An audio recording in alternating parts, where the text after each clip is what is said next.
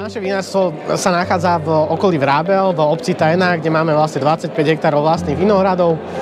Čiže robíme všetko víno, ktoré spracovávame, tak spracovávame z vlastného hrozna. A výnimočné určite v zážitkoch, v atmosfére, čiže máme veľmi krásne priestory, kde vieme robiť veľa pekných, nezabudnutelných eventov. Určite áno, posielame aj na domáce, aj na medzinárodné súťaže a je to hlavne kvôli tomu, že aj my ako vinárstvo sa potrebujeme posúvať a vidieť ako keby feedbacky aj zo zahraničia, aj zo Slovenska, hlavne od erudovaných ľudí, čiže snažíme sa naše vína ako keby porovnávať a snažíme sa aj touto formou trošku zlepšovať a vidieť, aké sú trendy a čo možno vieme zlepšiť.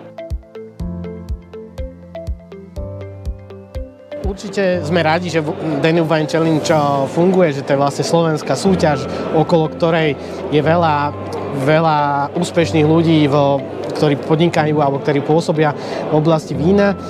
A pre nás ako prínos to má určite hlavne, čo sa týka toho marketingového hľadiska, čiže už keď vyhráme nejakú medailu alebo niečo, tak je to veľmi pekný odkaz ako keby na naše vinárstvo a tieto verejné eventy jednoznačne spájajú ľudí, takže kde je väčšia koncentrácia ľudí, tým viacej sa my môžeme odprezentovať, takže jednoznačne v tomto.